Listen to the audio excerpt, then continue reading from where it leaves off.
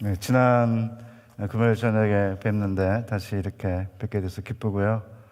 사실은 이렇게 뉴욕 신화 포럼을 하려면 많은 우리 장로님들과 교인들의 지지가 없으면 할 수 없는 일인데 우리랑 도대체 목회자 교육이랑 무슨 상관이 있나 그런 생각을 하실 텐데 이렇게 또 세미나도 또 이렇게 열도록 지지해 주시고 또 이렇게 젊은 친구들이 선교 나가는 모습을 보면서 긴자 한인 교회가 또다시 회복을 넘어 부흥으로 나아가는 아름다운 교회 되시기를 바라고요.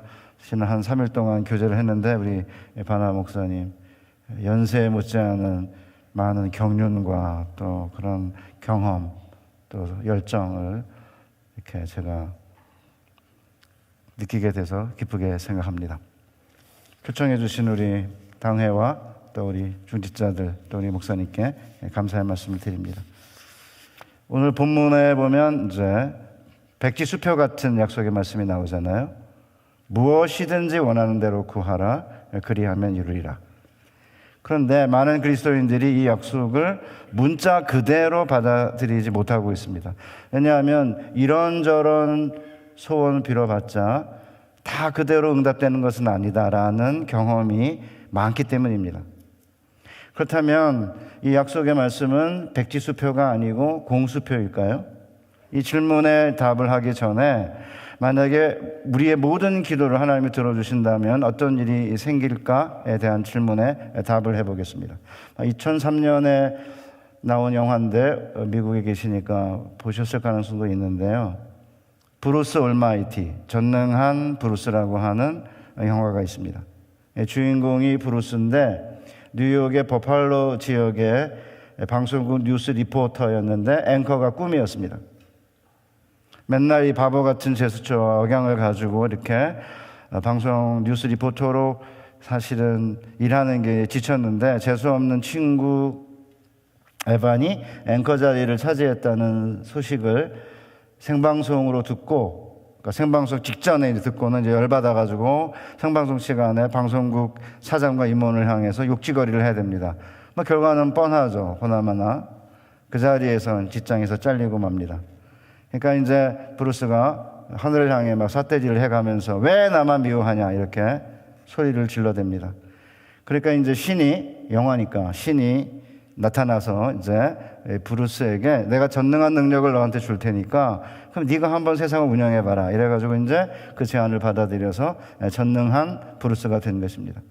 자기가 전능한 능력이 있는지를 확인해 보려고 식당에서 아침에 수프가 이렇게 나오니까 홍해의 기적을 일으키겠다 이러고 바람아 불어서 수프야 갈라져라. 그러니까 사방에서 이제 바람이 불어가지고 이게 수프가 이렇게 갈라집니다. 전능한 능력을 확인한 이 브루스는 자신의 이제 여자친구가 내 가슴이 좀 작아서 빵빵하게 해달라 이렇게 기도하니까 갑자기 이제 가슴이 커지고 같이 이렇게 연애를 하다가 달을 잡아당겨가지고 로맨틱한 분위기를 만들어서 애인의 마음을 얻는 데 성공합니다. 그리고는 그토록 이제 앵커가 되는 게 꿈이었으니까 재수없는 친구 에반이 생방송할 때 발음을 엉망으로 꼬이게 만들어가지고 방송을 망가뜨리고 그 자리에서 이제 친구를 쫓아낸 다음에 이제 앵커가 되었습니다. 여기까지는 자기가 원하는 대로 이제 일이 굴러갔는데 문제는 사람들의 기도를 처리하는 것이었습니다. 수많은 가지 기도의 제목들을 듣고 그래, 오케이, 안 돼, 좀 기다려 아마 이렇게 하는 게 너무 힘드니까 인터넷에 야외.com이라는 서버를 개설하고 기도를 이제 인터넷으로 접수하기로 합니다. 그리고 일일이 이렇게 이제 클릭해가지고 무슨 내용인지 알고 예스, 노 하기가 이제 싫으니까 모든 기도에 예스라고 답하도록 조치합니다. 모든 사람들의 기도를 들어주면은 행복하지 않을까라는 생각을 한 거죠. 그런데 복권을 산 사람들이 1등 되게 해달라고 기도하는 바람에 40만 명이 1등에 당첨되고 1등 당첨금이 $17로 폭락하니까 이제 사람들이 폭동을 일으킵니다. 이것뿐만 아니라 이제 일이 엉망으로 꼬이고 세상이 엉망이 되자 브루스가 신에게 이렇게 말해요. 전 그들이 원하는 것을 주었을 뿐인데요. 그러니까 신이 알아. 하지만 자넨 그들이 무엇을 원했는지조차 모르지. 이렇게 답을 합니다. 이게 사실 굉장히 코믹한 영화인데 심각한 메시지를 전하고 있습니다. 인간은 자기가 원하는 게 무엇인지 모르는 채 기도하는 존재고, 원하는 게 이루어지면 행복할지 안 할지 모르는 채 기도하는 존재라는 거죠. 우리 사랑하는 우리 퀸즈 한인교회 성도 여러분, 돈이 많으면 행복할까요? 돈이 많으신 분들은 한번 솔직하게 자신에게 한번 대답해 보시죠. 전 돈이 많지 않아 잘 모릅니다. 예쁜 여자랑 결혼하면 행복할까요? 우리 예쁜 여자랑 결혼하신 분들 대답해 보세요. 저는 안 해봐서 모릅니다. 아내가 저 뒤에 있는데 나중에 뭐라 그럴지 모르지만 제가 원래 이러고 다니니까 나중에 다 용서할 거라고 생각해요. 그러면 멋진 혼남이랑 결혼한 분들 행복하십니까? 우리 멋진 혼남이랑 결혼한 분들 대답해 보시죠. 제 아내도 모릅니다. 멋진 혼남이랑 결혼하지 않았으니까. 그러니까 사실은 진짜 원하는 게 뭐예요? 이렇게 묻잖아요.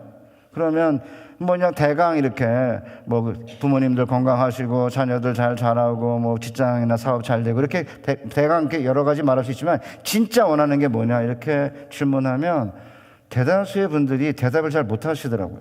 그러니까 진짜 원하는 게 무엇인지도 모르고 기도하니까 하나님이 야 그건 네가 진짜 원하는 게 아니야 이래가지고 안 들어줄 수도 있는 거고, 아니면 네가 이렇게 원하는 걸 들어주면 네가 행복할지도 모르지 않냐, 들어줘봤자 행복하지 않으니까 못 들어줘 이래가지고 이제 안 들어줄 수 있는 건데, 인간들은 자기가 원하는 게 진짜 무엇인지도 모르고 원하는 게 이루어지면 행복할지 안 할지도 모르는 상태에서 기도를 하니까 하나님이 들어주지 않을 수도 있는 건데, 그런 사실을 이해하지 못한 채 이런저런 소원 기도해봤자 하나님 들어주시는 것은 아니다라고 생각하고, 오늘 주님이 우리에게 주신 약속의 말씀 무엇이든지 원하는 대로 구하라 그리하면 이루리라는 약속의 말씀을 문자 그대로 받아들이지 않고 있습니다.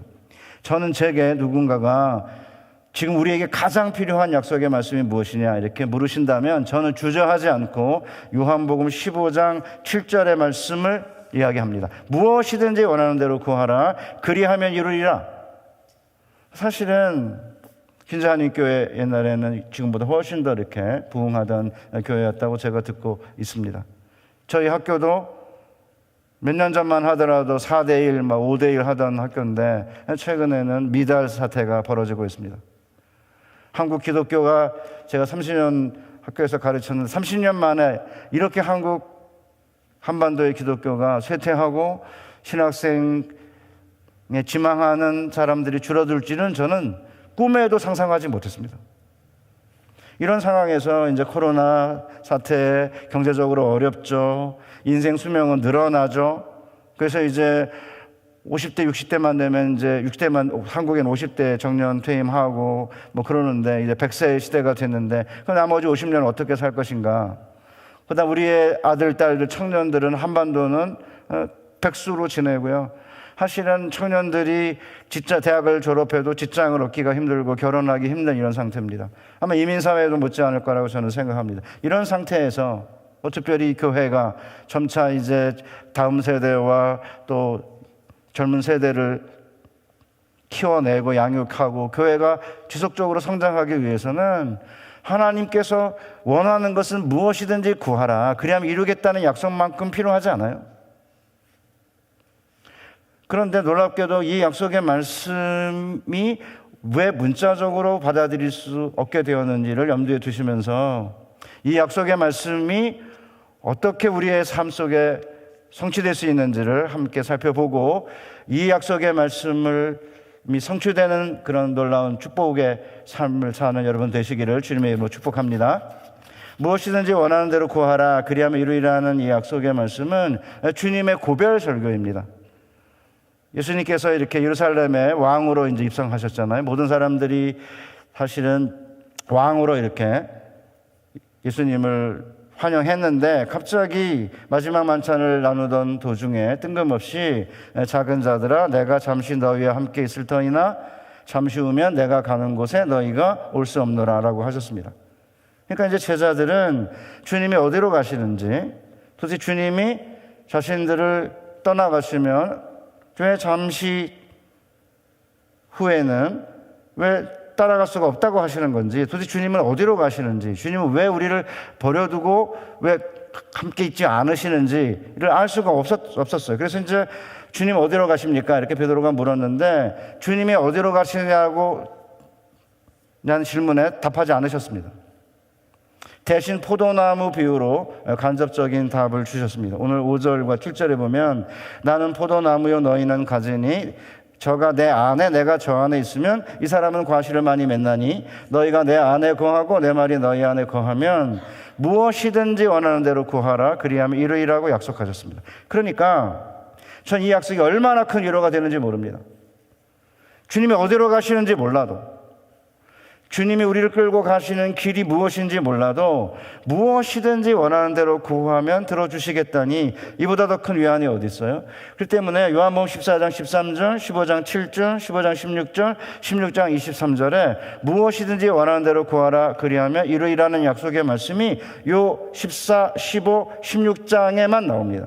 그러니까 이제 주님이 어디로 가시는지 몰라도 주님이 우리를 끌고 가는 길이 무엇인지 몰라도 우리가 이제 우리는 알지만 제자들은 모르잖아요.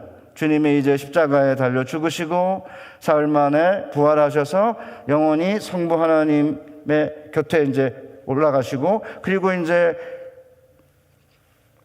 제자들이 거처할 곳을 이제 준비하고 계시는 건데 예수님이 그냥 막연하게 내가 너희 거처할 곳을 준비하고 있겠다 이렇게 말씀하셨으니까 제자들의 입장에서는 이제 예수님이 예루살렘의 왕으로 이제 등극하시면 오른편 왼편에 이제 한 자리 차지하려고 지금 잔뜩 기대하고 지금 3년 동안 쫓아왔는데 갑자기 뜬금없이 어디를 가시는지 그냥 내가 아버지 집에 거할 곳이 많다 이러지 않으시나 잠시 함께 있겠지만 그 후에는 함께 있지 못하겠다고 하지 않나 이런 말씀을 하니까 제자들이 정신이 없었던 거죠. 그렇지만 예수님께서 이제 겟세마네 동산으로 가시는 이제 도중에 그 유명한 포도나무 비유를 말씀하신 것입니다. 따라서 저는 예수님이 우리 이제 앞으로 이 퀸즈 한인교회를 어떻게 끌고 가실지, 주님이 우리 가정과 내 개인을 어떤 길로 이끌고 가실지 몰라요. 그렇지만 주님이 가시는 길이 무엇인지 몰라도 우리를 끌고 우리 길게는 알잖아요. 우리 주님이 어떻게 우리를 위해서 성부 아버지의 집에 거처를 준비하셨는지 이미 요한복음을 통해 알고 있지만 그럼에도 불구하고 우리가 주님을 만나는 그 전까지 우리를 어떻게 끌고 가실지 때로는 우리를 끌고 가는 길이 너무나 당혹스럽기도 해요. 우리가 원하는 길이 아니거든요. 주님이 함께 하시면 왜 우리 교회를 이렇게 내버려 두실까? 우리 한국 교회를 이렇게 내버려 두실까? 여기 미어 터지게 얼마든지 만들 수 있음에도 불구하고 그렇게 하시지 않는 이유는 도대체 뭘까? 이런 많은 이제 질문이 들 수밖에 없는데 그런 상황에서 실제적으로 이 포도나무의 비유의 말씀과 주님 우리에게 주신 약속의 말씀은 우리에게 너무나 큰 위로가 되는 말씀입니다. 그런 점에서 이 약속의 말씀이 어떻게 우리에게 성취될 수 있는지 본문을 좀 상세하게 살펴보겠습니다. 실제로 우리가 무엇이든지 원하는 대로 구하라 그리하면 이루리라는 약속의 말씀을 문자적으로 받아들이지 못하는 이유가 실제 우리의 삶을 보면 우리가 원하는 것은 무엇이든지 구하면 들어주기는커녕 되는 일이 없다라는 생각이 들 때가 많기 때문이거든요. 그 이유가 뭐냐면 이 약속의 말씀에는 조건이 있습니다. 그 조건이 뭐냐면 너희가 내 안에 거하고 내 말이 너희 안에 거하면 이라는 조건이거든요. 그런데 이 조건은 그 앞에 본문을 자세하게 살펴보면 이렇게 되어 있습니다. 5절에 저가 내 안에 내가 저 안에 있으면 이 사람은 과실을 많이 맺나니 이렇게 되어 있어요. 그러니까 너희가 내 안에 거하고 내 말이 너희 안에 거하면 그 조건 하에서 무엇이든지 원하는 대로 구하면 들어주시라고 약속한 거 아니에요? 그런데 저희가 내 안에 거하고 내 말이 너희 안에 거하면 무슨 일이 생기냐면 열매를 많이 맺는다는 거죠. 그 때문에 무엇이든지 원하는 대로 구하라 그리하면 이루리라는 약속의 말씀은 열매를 맺고자 할 때, 열매를 맺을 때 원하는 것은 무엇이든지 주시겠다는 것입니다. 우리의 삶의 열매와 상관없이 무엇이나 주겠다고 약속한 게 아니거든요. 16절에 보면 주님이 너희가 나를 택한 게 아니고 내가 너희를 택하여 세웠나니 이는 너희로 가서 열매를 맺게 하고 또 너희 열매가 항상 있게 하여 내 이름으로 아버지께 무엇을 구하든지 다 받게 하려 함이라. 그러니까 열매를 맺는 것은 단순히 기도 응답을 받기 위해서가 아니라 열매를 맺는 것은 우리를 선택한 목적인 거죠. 그러니까 우리가 열매를 맺는다면 우리를 선택한 목적에 부응하게 되는 것이고 동시에 무엇을 구하든지 응답받는 축복을 받게 된다는 것입니다. 그렇다면 여기서 말하는 열매가 뭐죠? 우리는 흔히 열매 이렇게 하면 자신을 위한 열매라고 생각해요. 저도 마찬가지입니다.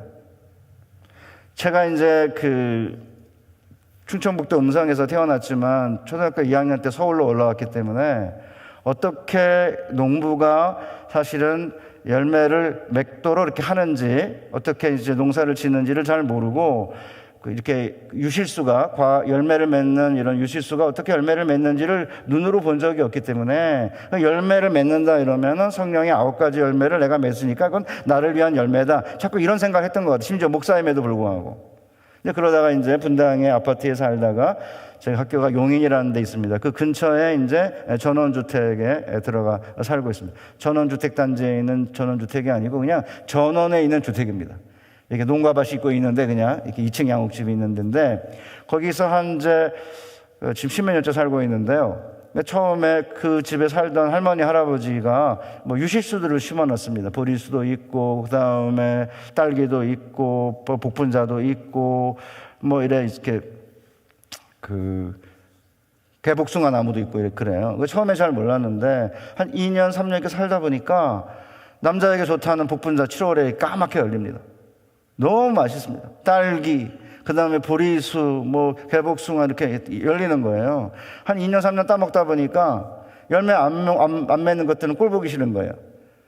철쭉, 개나리, 소나무, 전나무 이런 게 있는데 그 열매 맺는 나무보다는 덜한 거예요. 그런데 이제 제 아내가 복분자가 굉장히 가시가 많거든요. 그거 정원 관리하기 힘들다고 많이 잘라내가지고 제가 그거 자르지 말라고 그럽니다. 거기다가 대신 장미를 심어놨습니다. 장미가 예쁘긴 예쁜데 정말 예쁩니다. 그런데 열매가 없어요. 그러니까 저는 열매가 이게 나를 위한 열매라고 생각을 하다가 드디어 이제 전원주택에 살면서 이 열매 맺는 나무가 자기를 위해서 열매를 맺는 게 아니라 주인을 위해서 맺고 남을 위해서 맺는 거구나라는 사실을 그때 처음 깨달았어요. 사실은 우리 현대인들이 자연 가운데 이렇게 살아야 주님의 이런 말씀을 들으면 금방 이해가 되는데 사실은 자연 속에 살지 않고 이렇게 아파트나 인간이 만든 도시에 살다 보니까 실제적으로 열매를 맺는다는 게 무엇인지를 이해하지 못한다는 사실을 제가 깨닫게 되었습니다. 그리고 나서 요한복음을 제가 뒤졌습니다. 열매라는 단어가 어디에 나오는가 보니까 딱 한 번 더 나옵니다. 요한복음 12장 24절에 내가 진실로 진실로 너희에게 이르노니 한 알의 밀이 땅에 떨어져 죽지 아니하면 한 알 그대로 있고 죽으면 많은 열매를 맺느니라. 요한복음에서의 열매는 내가 죽고 남이 사는 열매이거든요. 그러니까 이제 주님께서 우리에게 열매를 맺으면 무엇이든지 원하는 대로 구하면 다 들어주시겠다라고 한 것은 주님을 위한 열매, 남을 위한 열매가 있다고 한다면 무엇을 구하든지 다 들어주시겠다는 것입니다. 그런데 열매가 없으니까 구하여도 받지 못함은 정력으로 쓰려고 잘못 구함이라 야고보 사도가 이렇게 가르쳐 주셨는데 실제로 우리가 열매를 맺고 또 남을 위한 열매, 주님을 위한 열매, 교회를 위한 열매를 맺고 또 그 열매를 항상 맺기 위해서라면 무엇을 구하든지 다 들어주시겠다는 거죠. 장수를 구하면 장수를, 물질을 구하면 물질을, 직장을 구하면 직장을, 자녀를 위한 축복을 구하면 다 들어주시겠다는 것입니다. 그런데 이런 열매를 맺지 않고 있고 그 열매를 맺기 위해서가 아닌 자신의 정욕을 위해 잘못 쓰려고 하니까 구하여도 받지 못한다 이렇게 가르쳐 주신 것입니다. 그래서 제가 이제 몇 가지 한번 이 예화를 들어보겠습니다. 예를 들어야 구체적인 삶의 예를 들어야 훨씬 이제 우리의 삶에 잘 들어오기 때문인데요. 몇 년 전에 이제 제 제자가 시골의 전주 근처에 있는 읍 지역에 이제 교회를 맡아가지고 이제 교회를 잘 성장을 시켰습니다. 그래서 이제 3일간 부흥 집회를 인도했는데 제자지만 이 목사님이 목회하는 모습에서 제가 감동을 많이 받고 특별히 그 목사님이 자라게 된 그 옛날 시골 교회 장로님들의 모습을 통해 큰 감동을 받았습니다. 이제 목사님이 저한테 그 장로님들이 이제 자기가 신학교 30살에 가니까 전도사로 바로 임명을 했다고 그럽니다. 바로 설교시킬 줄 알았더니 설교를 안 시키고 화장실 청소를 1년 동안 시켰대요. 그리고 나서 이제 그 다음에 설교시키겠더니 설교를 안 시키고 또 이제 6개월 동안은 이제 유초등부 신발장 정리만 시켰다고 합니다. 그래서 이제 약간 왜 그러실까 이렇게 했는데 1년 반쯤 지나니까 장로님들이 오라 해서 갔더니 무릎을 꿇고 이제 앉아 계시면서 우리 위에 머리에다 손 얹고 안수해라 그러시더래요. 아니 아버님 또래고 어렸을 때 다 배운 장로님인데 왜 그러시냐 그러니까 시킨 대로 해라 이래가지고 이제 했더니 이제 1년 6개월 동안 훈련을 잘 받았으니까 어느 교회를 가든지 욕은 안 먹을 거다. 그러면서 어느 교회를 알아놨으니까 가서 이제 전도사를 하라 그래서 이제 전도사를 했다고 그러더라고요. 그 장로님들에 대한 이야기입니다. 그 장로님들은 일자무식이지만 하나님을 잘 아는 분들이었습니다. 한 장로님은 자기 아이들에게는 버스비도 안 주고 학교를 걸어 다니게 하고는 신학생들에게는 보리밥이라도 배불리게 먹으라면서 불러서 먹도록 해주셨죠. 따라서 자녀들이 부모를 엄청 원망했다고 합니다. 그런데 무슨 기복적인 이야기는 아니지만 그날 자녀 중 하나는 의사고 하나는 미국에 사업을 하는데 무슨 사업을 하든 손을 대면 큰 돈을 벌게 된다고 하더라고요. 어렸을 땐 아버지를 많이 원망하던 자녀들이 나중에 이런 모든 일들이 아버지의 신앙의 유산임을 깨닫게 되었다는 이야기를 들었습니다. 또 한 장로님은 교회를 건축하다가 돈이 없어 건축이 중단되자 눈을 팔아 건축 헌금을 하려고 전주 예수병원에 가서 검진을 받기까지 했습니다. 그래서 제가 중간에 딱 막았습니다. 아니 얼마를 받으려고 눈을 팔아요? 그러니까 아니 끝까지 들으시라고요. 그러더니 다행히도 눈을 매매하기 직전에 눈을 팔려고 하는 이제 의사가 알려지면서 주위에서 막아서 간신히 눈을 파는 걸 막을 수가 있었죠. 그래서 얼마를 받으려고 했는지 모릅니다. 그 장로님들은 일자무식이었으나 정말 하나님을 잘 아는 분들이었습니다. 이제 제가 그 이야기를 듣고 집에 이제 올라와서 이제 대학원에 다니던 딸내미에게 이야기를 해 주었습니다. 눈을 팔려고 했던 장로님 이야기를 하니까 막 갑자기 아니 어떻게 눈을 빼? 어떻게 눈을 팔아? 제가 딸내미 눈 빼라고 한 것도 아닌데 막 울면서 난리가 난 거예요. 눈을 뺄 일 있으면 내 것부터 빼고 아내 거 빼고 그다음에 아들 두 놈 거 빼고 딸내미는 맨 나중에 빼겠죠. 딸이니까. 저는 울지 않았습니다. 딸내미는 이제 그때 이제 메디컬 스쿨을 다니고 있었기 때문에 아마 해부학 같은 걸 배웠으니까 눈 빼는 걸 이제 보고 했으니까 이 눈을 뺀다는 게 얼마나 이게 심각한 일인지를 아마 느꼈던 것 같아요. 교회 건물이 교회냐, 성도가 교회지. 다 맞는 말입니다.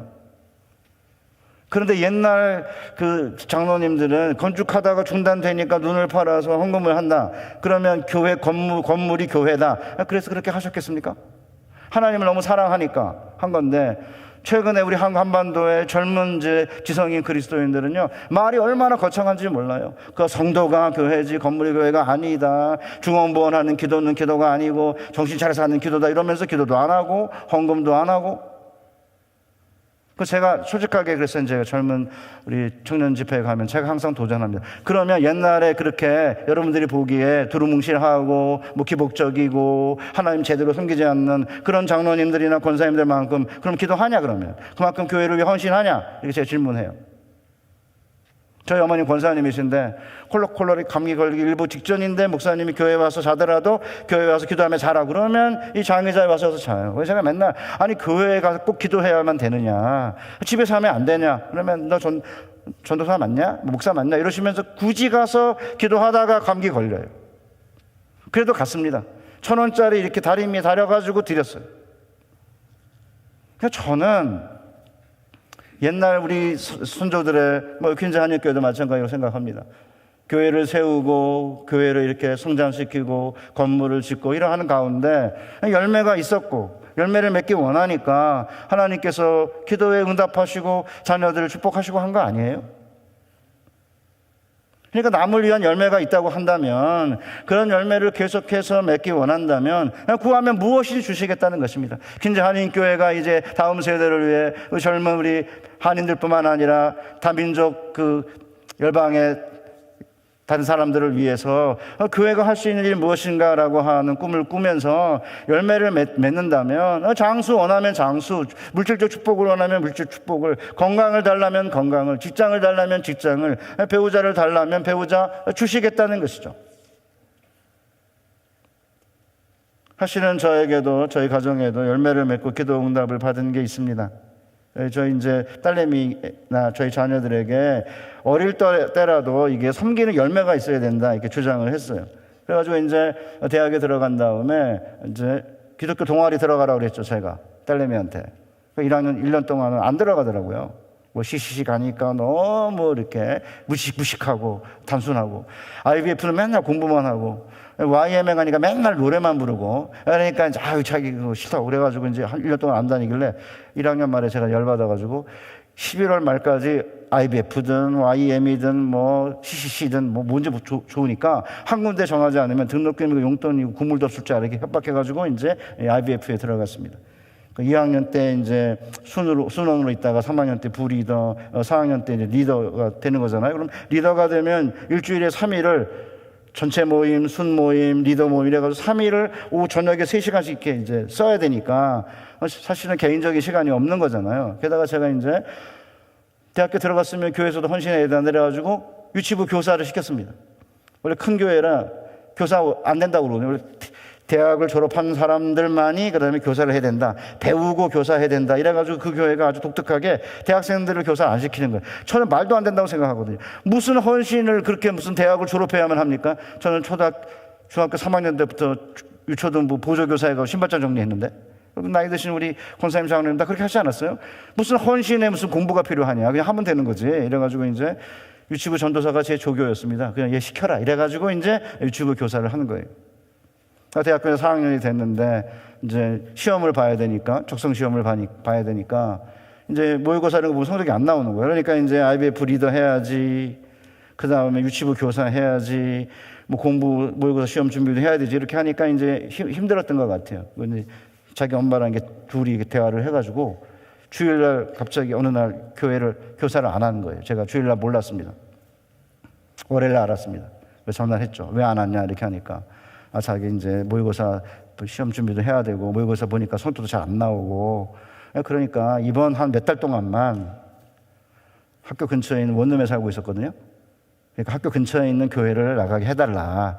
유치부 교사는 이제 애들이 이제 5명이었는데 2명은 이제 안 나오고 3명 남았는데 하나는 아프고 그러니까 이 2명을 다른 교사가 맡아주면 몇 달 동안만 얼마든지 할 수 있다. 그래서 자기가 이제 엄마랑 이야기해서 이제 안 간 거다 이러더라고요. 제가 이제 열받아서, 너 만약에 그따구로 하면은, 그따구로 해가지고 교회 안 나오고 헌신 안 하고 성적이 잘 나오면 대재앙이고, 그렇게 해서 성적이 안 나오면 재앙이고.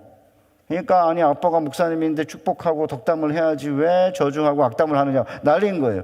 그럼 뭐 이제 섬기지 않았는데 열매가 없는데 성적이 잘 나오면 이렇게 해도 되네라고 생각할 테니까 대재앙이고, 교사를 했는데 성적이 안 나오면 이것도 안 하고 저것도 안 하니까 재앙이고. 왜 미리 이야기를 해야지. 미리 얘기 안 하면 나중에 왜 미리 말 안 했냐 이럴 거 아니냐. 근데 미리 말하는 거다. 뭐 어떻게 되나 두고 보자 그랬어요. 그랬더니 뭐 아빠 시키는 대로 IBF 리더도 하고 교사도 때까지 했는데 이제 몇 달만 조금 쉬면서 하겠다는데 왜 그러냐고 막 울고 난리가 난 거예요. 뭐 어떡하겠어요 제가. 그래서 전화 끊었죠. 그 저녁이 이제 됐어요. 근데 그 마음이 아픈 거예요. 이제 아빠가 돼가지고 이제 축복하고 덕담 안 하고 저주하고 악담을 했으니까 전화를 해서 어떠냐 이렇게 하니까, 아니 아침에 그렇게 염장실 넣어놓고 뭘 물어보냐고. 아직도 이제 부하가 이제 가라앉은 거예요. 그리고는 이제 어쩔 수 없이 전화를 끊었죠. 근데 그 다음날 아침에 전화가 왔습니다. 아빠 때문에 한 잠도 못 잤는데 아빠 말이 맞는 것 같다. 다시 유치부 교사 하겠다. 그래가지고 이제 대박은 안 터졌지만 소박이 터져가지고 이제 시험에 합격해가지고 성적이 좀 나와가지고 이제 지방에 있는 의전을 가서 지금은 이제 소아과 의사를 하고 있습니다. 제가 개인적인 이야기를 하는 것은 뭘 자랑을 한다거나 그러려고 하는 게 아니고요. 사실은 열매를 맺는다는 것은 쉬운 일이 아닌 거예요. 자기가 손해처럼 느낄 수 있는 일인데, 오늘 제가 이제 지난 금요일도 그렇고 오늘도 그렇고 이렇게 찬양팀으로 시간 내서 젊은 사람들이 자기 개발도 해야 되는데 나와서 이렇게 섬기고 교사로, 때로는 리더로, 또 우리 어르신들은 그동안의 중직자로서 열매를 맺는 일, 쉬운 일이 아니지 않습니까? 매주 공예배 나와야지, 또 새벽기도도 해야지, 필요하면 수련회도 해야지, 교회에서 많은, 우간다랑 우리랑 무슨 상관이 있고, 니카라과에 할까요? 그럼 뭔 상관이 있는데 우리가 그렇게까지 해야 되나? 뭐 그런 느낌도 드시고, 아니 목회자 포럼을 우리가 또 왜 해야 되나? 이제 그런 느낌이 들 수 있겠지만, 그래도 교회 리더들이, 목사님과 당회가 우리가 이런 일을 해야겠다 이렇게 하면 그 남을 위한 열매고, 주님을 위한 열매고, 교회를 위한 열매, 하나님의 나라를 위한 열매가 된다고 한다면 무엇이든지 원하는 대로 구하면 들어주시겠다는 것입니다. 그러면 도대체 어떻게 해야 그러면 열매를 맺느냐? 열매를 맺는 방법은 딱 한 가지입니다. 주님 안에 거하는 것입니다. 내 안에 거하라, 나도 너희 안에 거하리라. 가지가 포도나무에 붙어있지 아니하면 절로 과실을 맺을 수 없음 같이 너희도 내 안에 있지 아니하면 그러하리라. 저희 학교에 신약을 전공한 교수가 있어요. 서울대를 나온 아주 똑똑한 제자인데, 그 친구랑 이런저런 이야기를 하다가 우리가 항상 자꾸 주님이 내 안에, 이것만 자꾸 생각해가지고 주님이 작은 분으로 생각하는데 그게 아니라 우리가 그리스도 안에, 이게 훨씬 더 중요한 건데 맨날 주님이 내 안에 이래가지고 주님이 조금 작은 분이라면 내 안에 있는 분이라고 생각하고 자꾸 자기 중심으로 살고, 그게 아니라 우리가 주님 안에 있어야 된다는 것이고요. 주님은 온 우주를 품고 계시기 때문에, 그래서 니카라과도 가고 사실은 우간다도 가고 이 뉴욕 근처에 있는 목사님들을 품는 큰 게 있어야 된다고 생각하고, 그러니까 우리가 그리스도 안에 거하는, 그래서 이제 그 빌립에게 성령께서 이병거로 나아가라라고 했다는 거예요. 저기 있는데, 사람이 볼 때는 저 병거인데 성령께서는 이병거로 나아가라. 왜냐하면 주님은 온 세상을 품고 계시는 위대한 거대한 분이니까 이병거지 저 병거겠습니까? 다 품고 있으니까. 뭐 어쨌든 그리스도 안에 거하는 것인데, 그럼 그리스도 안에 거하는 게 뭐냐 하면 둘로 주님이 나누셨는데, 주님은 자기 안에 거하는 것을 주님이 하신 말씀이 우리 안에 거하는 것이라고 말해요. 너희가 내 안에 거하고 내 말이 너희 안에 거하면 무엇이든지 원하는 대로 구하라. 그리하면 이루리라. 그러니까 주님의 말씀이 우리 안에 거하면 그게 주님 안에 이제 거하는 거라는 거거든요. 지금부터 한 20여 년 전에 어떤 여학생을 제게 조교로 소개를 했어요. 신입생인데 자기 주장과 굉장히 소신이 강한 자매인데 갑자기 1학년을 마치더니 유학을 간다 그러더라고요. 그래서 그 다음 봄에 개강 수련회 어떤 목사님 오셨는데 부목사가 따라왔습니다. 제 제자인데 아직 장가를 안 갔어요. 7살 차이인 거예요. 제 조교 자매랑. 근데 둘이 이렇게 좀 중매를 내가 서면 좋겠다는 느낌을 받았습니다. 저는 이제 신학교가 재미가 별로 없잖아요. 맨날 하나님 말씀 가르치고 그러니까 인간적 재미가 별로 없잖아요. 그러니까 이제 내가 아는 자매랑 내가 아는 형제랑 이렇게 결혼하면 어떤 애가 나오나 이 보는 게 한 재미 중에 하나라 제가 이렇게 중매를 가끔 서요. 그래서 제가 이제 7살 많은 이제 강도사인데 이제 제 조교랑 이렇게 제가 매칭을 시켰습니다. 그래서 만나고 난 날 제가 궁금해서 어때? 이렇게 물어보니까 에이 아저씨 같아요. 7살 차이니까. 그래서 끝난 줄 알았어요. 그런데 보름쯤 지나가지고 저를 찾아왔습니다. 둘이 사귀기로 했다는 거예요. 활달하던 자매가 그냥 다소곳이 가만히 앉아 있더라고요. 그리고 이제 몇 달이 지났는데 유학이고 나발이고 다 때려치고 결혼하기로 했다는 거예요. 그래서 제가 물었죠. 무슨 일이 있었어? 이렇게 물으니까 교수님, 오빠가 뭐라고 말을 하면 노가 안 돼요. 그냥 예라고만 답하게 돼요. 그래서 오빠가 결혼하자 그래서 그냥 예라고 했어요. 저는 그날 경험했습니다. 딸 키워봤자 아무 소용없다. 아빠가 딸에게 뭐라고 말하면 아빠 그게 아니야. 아빠 너무 가부장적이야. 아빠는 세상을 몰라. 요새는 달라졌어. 노 이러는데 오빠가 뭐라고 그러면 노가 안 된대. 그래서 결혼해가지고 애 셋 낳고 지금 개척하고 있습니다.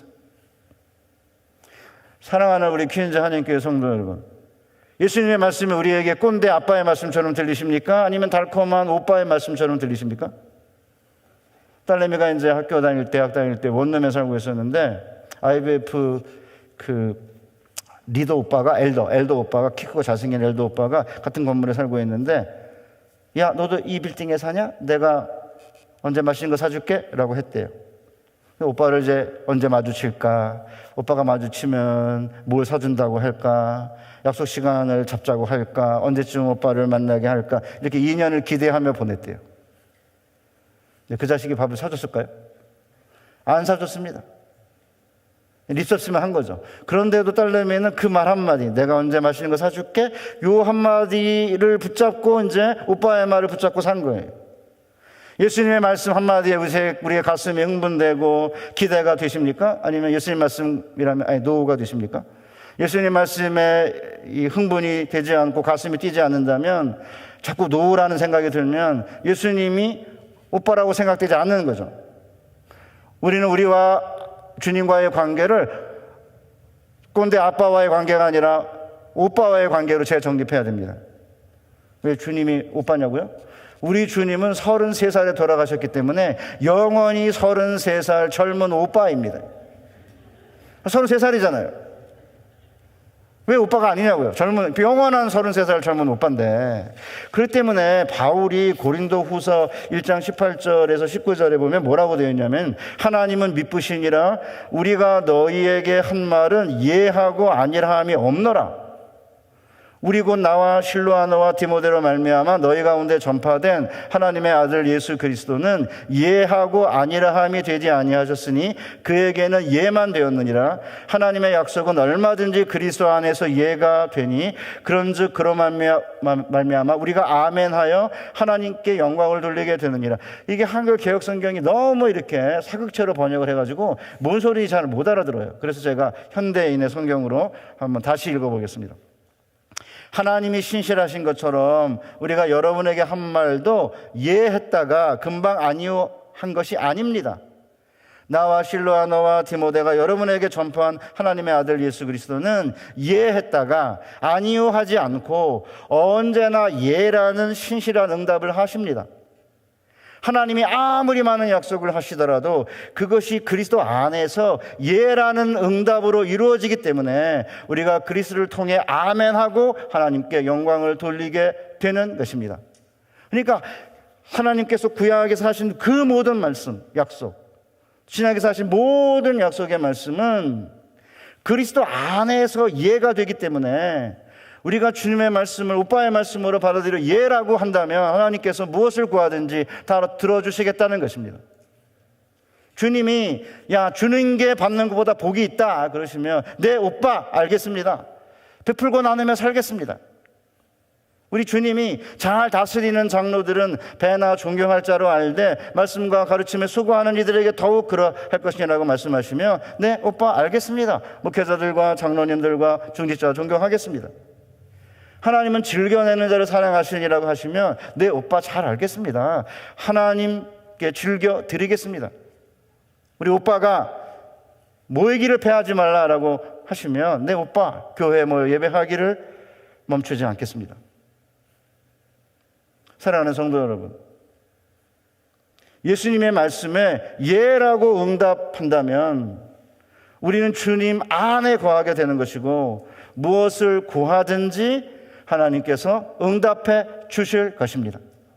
그런 점에서 지금까지 우리 퀸즈 한인교회가 그동안에 제가 잠깐 여기 와서 맨하탄에서부터 시작해가지고 오고 가던 우리 한인들이 여기 이제 거주지를 정착지를 정하고 여기서 이제 교회를 지금까지 거의 한 50년 동안 지금 오셨는데 너무나 빠른 속도로 세상이 변화하고 있습니다. 저도 진짜 30년 동안 제가 한국에서 신학교에서 선생 일을 하면서 그냥 막 옛날엔 10대 1이었습니다. 신학생들이 막 10대 1로 몰려들고 이렇게 청년 집회 가면 막 수백 명, 수천 명이 이렇게 앉아있고 처음에 그랬습니다. 한 10년, 20년 동안. 전 정말 세상이 이렇게 빨리 바뀔지는 상상도 하지 못했습니다. 그런데 지난 10몇 년 전부터 어마어마한 속도로 세속화가 몰려오더니 동성애 문제부터 시작해가지고 보편적 차별금지 반대하는 문제, 그 다음에 또 그 밖에 여러 세속적인 세속화의 물결이 들어오면서 사실은 한국 사회가 엄청난 속도로 기독교에 대해서 비우호적인 상태로 바뀌었거든요. 그런 상태에서 사실은 우리가 좌절하고 절망하고 주저앉을 게 아니라 우리 주님이 약속하셨으니까 주님이 어디로 가시는지 몰라도 우리를 끌고 가는 길이 무엇인지 몰라도 나는 포도나무에 너희는 가지니 너희가 내 안에 내 말이 너희 안에 거하면 무엇이든지 원하는 대로 구하라. 그리하면 이를 약속하셨기에 약속의 말씀을 굳게 붙잡고 주님의 말씀을 오빠의 말씀으로 받아들여서 이제 주일마다 우리 김바나바 목사님 하시는 말씀이 주님의 말씀인데, 내 오빠 알겠습니다. 젊은 33살 오빠에게 영원한 사랑의 고백을 하게 된다면 우리가 구하는 것은 무엇이든지 들어주시게 될 거고, 우리가 구하는 것을 다 응답받는 모습을 보게 된다면 우리의 자녀들이 영원토록 우리와 함께 하나님을 경외하게 될 것입니다. 그런 비전을 가지고 남은 생에 이 퀸즈하님 교회가 회복을 넘어 부흥으로 나아가는 아름다운 그런 교회로 만들어 가시는 여러분 되시기를 주님의 이름으로 축복합니다. 하나님 아버지, 감사합니다. 우리에게 주신 이 약속의 말씀을 가슴에 새기고, 우리 주님의 말씀은 영원한 오빠의 말씀으로, 주님이 말씀하시면 다 예로 답하고, 하나님의 그 모든 약속의 말씀이 그리스도 안에서 예가 되기에 주님의 말씀을 받아들여 그 말씀대로 순종하며 그 말씀을 사랑하며 주님을 사랑하는 아름다운 교회가 되게 하여 주옵소서. 예수님의 거룩하신 이름으로 기도하옵나이다. 아멘.